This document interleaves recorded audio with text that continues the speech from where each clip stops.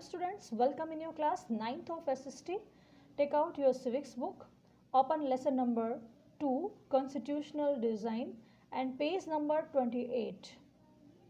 Last part we have done in last 3 videos, and today we are going to understand philosophy of the Constitution. Our new topic is today philosophy of the Constitution. Value that is inspired and guided freedom struggle and were in return nurtured by it. इसके अंदर जो भी values लिखी गई है constitution के अंदर, वो सब इंस्पायर होके लिखी गई है, गाइड होकर लिखी गई है, जो हमारे फ्रीडम स्ट्रगल में रहा. ठीक है, तो इससे इंडिया की नई डेमोक्रेसी बनकर आती है, इसमें नई डेमोक्रेसी फॉर्म हुई है. इसकी जो वैल्यूज़ हैं वो इस प्रियम्बल में, इंडिया कॉन्स्टिट्यूशन में के प्रियम्बल में दिखाई देती है. ठीक है, they guide all the articles of the constitution. ये इंडिया के सारे आर्टिकल्स के, इंडियन कॉन्स्टिट्यूशन के हर आर्टिकल्स के बारे में बताता है. The constitution begins with A short basic value.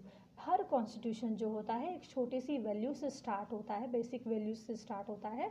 तो ये ऐसा कहें कि वो बेसिक वैल्यूज़ जो होती है वो उस कॉन्स्टिट्यूशन की समरी कर देती है ना, शॉर्ट में समझा देती है. तो इस तरह की इंस्पिरेशन हमें मिली अमेरिकन मॉडल से. ठीक है, उन्हें भी उनकी कंट्री का जो कॉन्स्टिट्यूशन है उसका प्रियम्बल बनाया गया है. तो पहला ही जो ये प्रियम्बल दिखाई दे रहा है ये अमेरिका का है, ये प्रियम्बल अमेरिका का है. और उसके बाद जो दूसरा है ये है साउथ अमेरिका का. अब हम देखेंगे साउथ अफ्रीका का. अब हम देखेंगे हमारे इंडियन कॉन्स्टिट्यूशन का प्रियम्बल. देखो ये प्रियम्बल जो है वो अच्छी, ये बहुत बेटर होगा कि अगर आप इसको लर्न कर ले तो ये अच्छी बात होगी. The preamble of the constitution read like a poem on democracy. Democracy की पोएम की तरह हम इस प्रियम्बल को स्टडी कर सकते हैं. It contains the philosophy entire constitution has been built, कि जैसे हमारा कॉन्स्टिट्यूशन बना हुआ है उस फिलोसॉफी को हम इसमें देखेंगे. एक स्टैंडर्ड देता है ये हमारे लॉ को, कानून को, नियमों को, गवर्नमेंट किस तरह के एक्शंस ले सकती है ना, किस तरह के अधिकार हमारे पास होना चाहिए.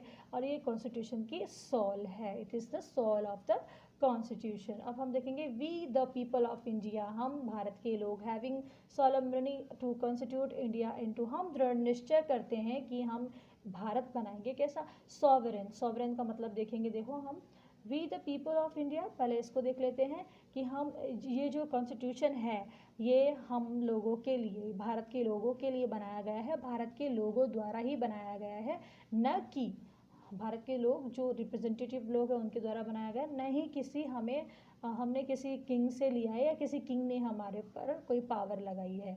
तो ये हमारा ही कानून है, सॉवरेन है ना. Sovereign it means people have supreme right to make decision on an international and external. लोगों को अपने डिसीजंस लेने का अधिकार है. सोशलिस्ट है ना. सोशलिस्ट इट मीन्स कि वेल्थ जो है, wealth is generated, society should be shared equally. Wealth का जो है, वेल्थ के अकॉर्डिंग किसी के साथ भी किसी भी तरह का कोई भेदभाव नहीं किया जाएगा, सब इसको लेकर इक्वल होंगे.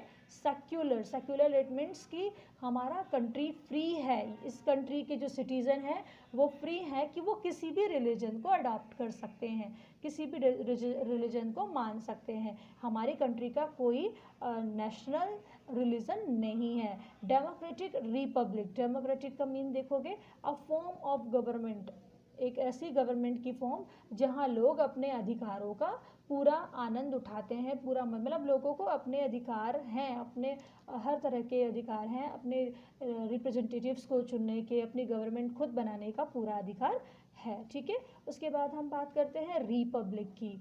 ठीक है, तो रिपब्लिक का मतलब होता है the head of the state is an elected person, कि इस जो स्टेट का हेड है, जो स्टेट के वेलफेयर के लिए डिसीजन लेता है, वो लोगों द्वारा चुना गया हो, ना कि हेरिडिटरी पोजीशन, यानी कि राजा का बेटा राजा, इस तरह से ना हो. ठीक है, and to secure to all its citizens, और हम सिक्योर करेंगे what, justice.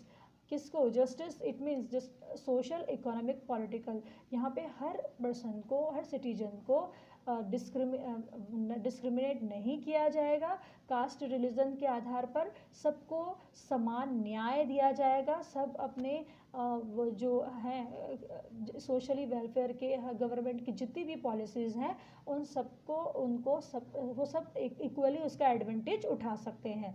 Liberty of thought, सोचने की स्वतंत्रता. एक्सप्रेशन, विश्वास की, वर्शिप की, हर तरह की उनको स्वतंत्रता मिलेगी। यहाँ पर कोई भी रेस्ट्रिक्शन नहीं लगाई जाएगी लोगों के सोच पर, उनकी इच्छाओं पर, उनके वो चाहें वो जिस रिलीजन को फॉलो कर सकते हैं, किसी भी सोच को मान सकते हैं। Fraternity assuring the dignity of the individual and unity of integrity of the nation. Equality हमने देख ली, अब फर्टर्निटी देखो। All of us should behave as if we are member of the same family. हम सब इस तरह से बिहेव करेंगे, इस फैमिली में इस तरह से रहेंगे कि ये जो कंट्री है ये हमारी फैमिली है और हम इसके मेंबर्स हैं, तो हम यहाँ पर इसकी गरिमा को बनाए रखेंगे और यूनिटी के साथ रहेंगे। हमारा देश जो है, हमारी जो कंट्री है वो यूनियन है, एक यूनिटी है इसमें। इन आवर कॉन्स्टिट्यूशन असेंबली, हमारे को जो कॉन्स्टिट्यूशन असेंबली है, this 26th day of November 1949 को इस कॉन्स्टिट्यूशन असेंबली में ये प्रियम्बल रखा गया, इसे अडॉप्ट किया गया और हमने अपने आप को ये कॉन्स्टिट्यूशन का प्रियम्बल दिया है। ठीक है, इसके बाद हम देखेंगे इंस्टीट्यूशनल डिज़ाइन। एक constitution is not merely a statement. Constitution जो है वो सिर्फ एक कोई स्टेटमेंट नहीं है, कोई स्टेटमेंट नहीं है, उसकी वैल्यू और फिलोसफी को हम जैसे अबाउ नोटेड किया है। कॉन्स्टिट्यूशन जो है वो इससे इसका जो इंस्टीट्यूशनल अरेंजमेंट है उनके बारे में पता चलता है। कैसे कि constitution it is very long and detailed document. हमारा जो इंडियन कॉन्स्टिट्यूशन है सबसे ज़्यादा डिटेल्ड और रिटर्न सबसे मैंने बताया था आपको लार्जेस्ट रिटर्न डॉक्यूमेंट है ये। ठीक है, इट नीड्स, और इसको ये नीड होती है कि हम इसको अपडेट करते रहें। इसको कोई हमने ये माने कि हमने इसको सेक्युलर नहीं मान लिया, मतलब बहुत वो स्कैर्ड, स्टैटिक, अनट्रेटेबल लॉ कि इसमें हम चेंजेस नहीं करेंगे क्योंकि ये हमारे है ना भावनाओं को ठेस पहुंचाएगा, ऐसा कुछ भी नहीं है। टाइम टू टाइम इसमें चेंजेस किए जाते हैं, इनकी पॉलिसीज़, इनके नियम को बदला भी जाता है। अगर सही समझा जाए तो उसे कहा जाता है, अगर जब इसमें हम फेरबदल करते हैं ना, चेंजेस करते हैं, तो उसे कहा जाता है कॉन्स्टिट्यूशनल अमेंडमेंट्स।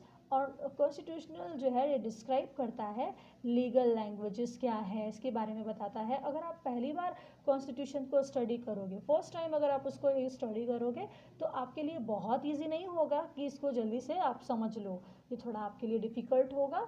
और इसको जैसे डिज़ाइन किया हुआ है तो आप इसके बेसिक्स को धीरे धीरे समझ लेंगे।